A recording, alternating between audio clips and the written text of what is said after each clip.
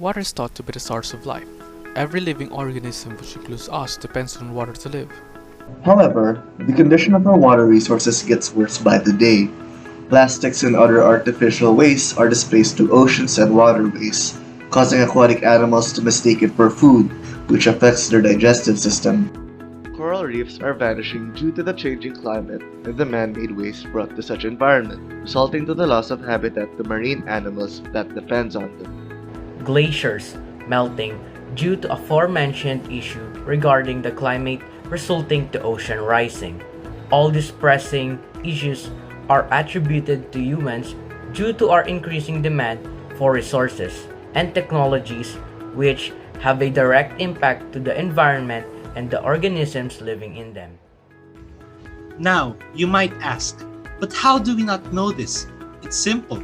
You do not go beyond your actions. To support our claims, here is Cris to discuss more. Water cycle and its reservoirs. The water cycle is complex and involves state changes in water as well as the physical movement of water through and between ecosystems. Ecological reservoirs are large abiotic nutrient stores. These reservoirs may contain water, nitrogen, phosphorus, or carbon.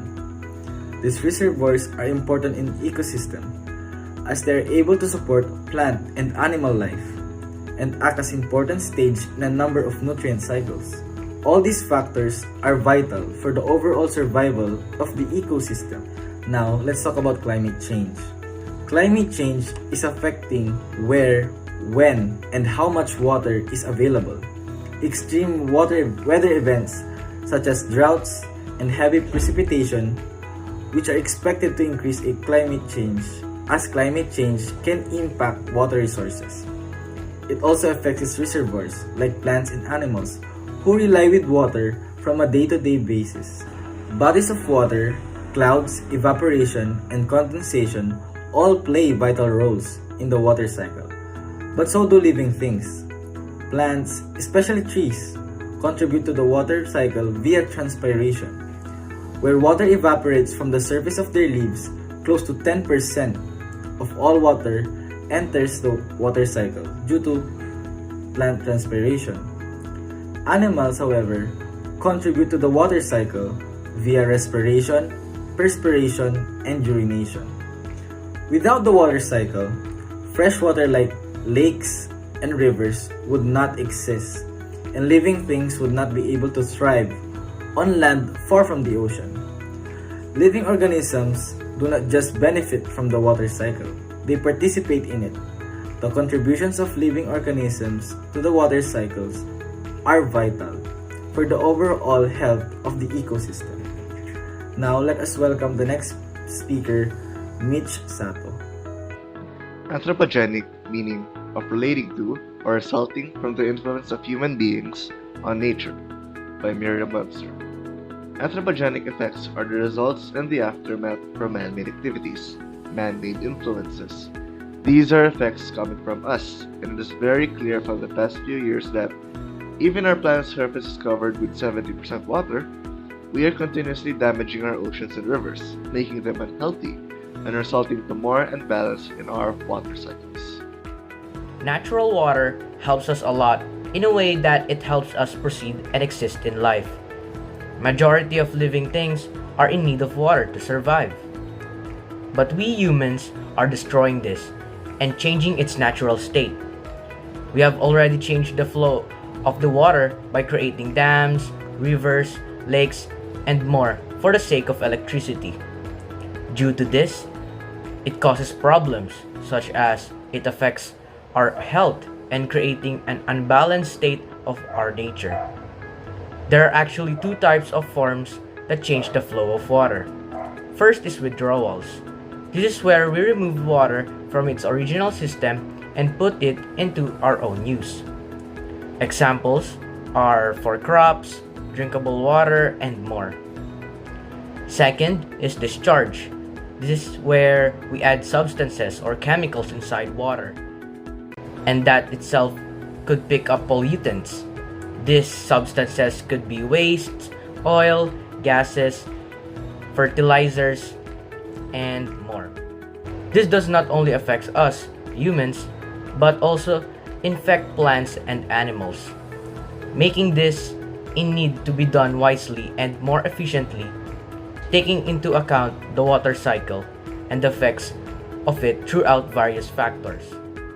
Discussing further will be Ron Avila. Humans strive day by day with the aid of technology and innovations from various fields.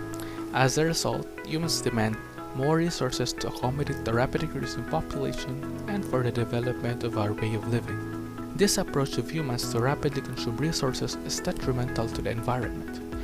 For example, the emissions from factories and production plants contributes to the Earth's growing climate crisis and pollution. The various deforestation and mining done to gather essential resources causes rapid soil erosion, landslides, and loss of habitat, to name a few. The rapid production of plastics, which eventually get displaced to waterways and oceans, brings adverse effect to the aquatic organisms, and the list goes on. The consequences of our actions add up, which brings harm to thousands of animals living on this planet. Take for instance the statement from the UN Global Assessment Report, namely, nature is being destroyed at a rate tens to hundreds of times higher than the average over the past 10 million years. This begs the question, are we invasive? One could argue that we do, since our actions have adverse effects on the local fauna and flora, which brings change to the local ecosystems, and our species are widespread and easily adapt with the aid of technology, and these are the characteristics of an invasive species. Hence, there's a need for us to take a proactive approach in managing the environment, not only for the nature to thrive, but also bring forth a change in our destructive tendencies. That is all. In the next speaker is Edrick conception. Every organism adapts. It is embedded in its genes and is passed down through generations. However, different factors like the environment affects an animal's genetic output. Moreover, not all organisms can survive in the present environment. Since humans have become invasive to animals, there have been a lack of biodiversity and destructions of thousands of ecosystems. This results to animals migrating elsewhere to thrive where they shouldn't belong.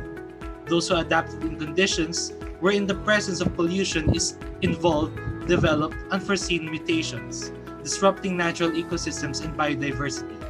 Now, before you throw that candy wrapper elsewhere, before you're buying a product using plastic bottles, ask yourselves, where do these things go?